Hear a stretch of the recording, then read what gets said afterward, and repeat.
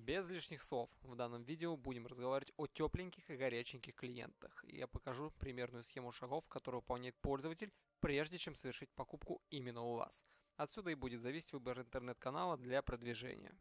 Перво-наперво вам нужно понять, что вообще вы продаете. Да, как бы странно это ни звучало, но это очень важно.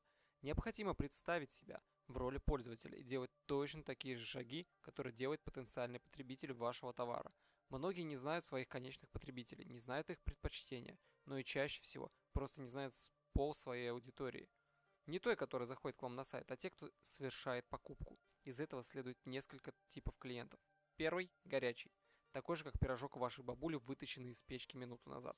Это такой вид пользователя, которому товар или услуга необходимо в данный момент или в крайнем случае в ближайшие 24 часа. К ним можно отнести ремонт телефона, внезапно упавшего в унитаз, срочная помощь адвоката, так как вас вот-вот закроют за скачивание файлов из торрента, вызов ночной бабушки на дом, пока жена работает в ночную смену и так далее. Думаю, смысл понятен.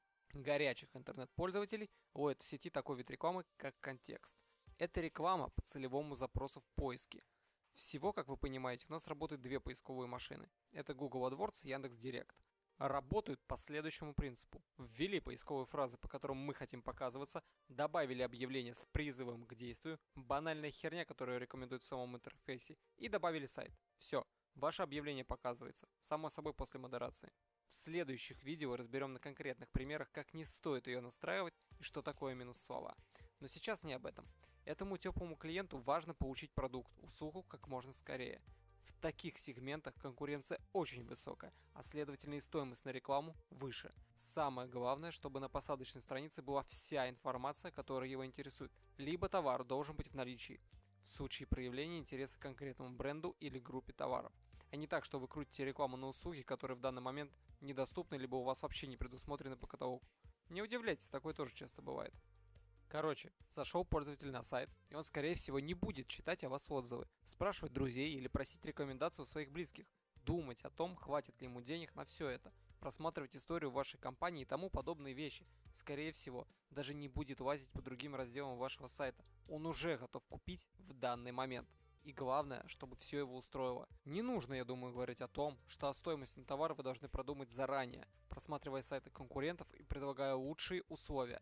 В этом случае заботьтесь только о том, чтобы ваш сайт, можно и одностраничный лендинг, если услуга одна, были в полном порядке, без нареканий.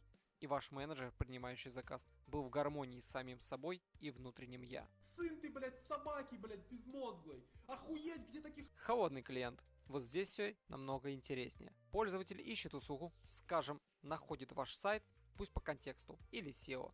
Расскажу как-нибудь потом, что это такое, с чем его едят. Но не покупает.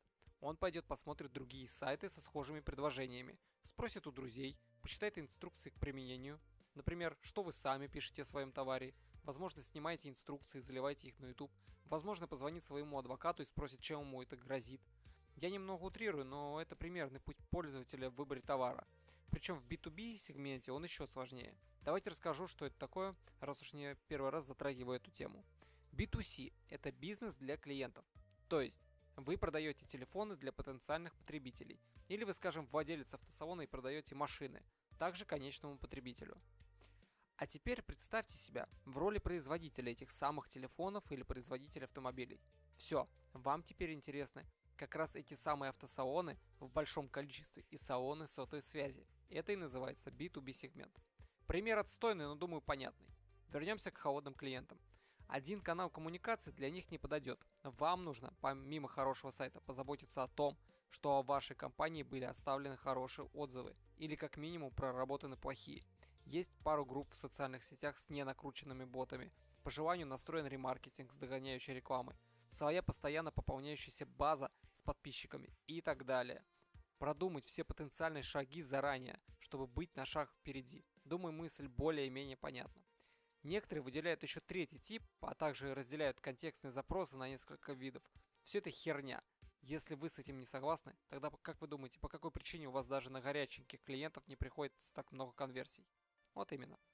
До начала рекламной кампании вам нужно понять путь следования вашего потенциального потребителя, его возраст, пол и предпочтения, и только после этого уже браться за выбор рекламного канала. формат размещения и дергать своего сис-админа по поводу юзабилити вашего сайта, так как править, скорее всего, нужно много и часто. Говорю чисто из своего опыта. Даже хорошо раскрученные сайты требуют пусть незначительной, но доработки. Пусть есть какая-то мелочь, но именно из-за этих мелочей состоит весь ваш сайт. Многие просто уже их не видят, так как глаза сильно намазолены на одном и том же. Как понять, какой тип клиентов именно у вас?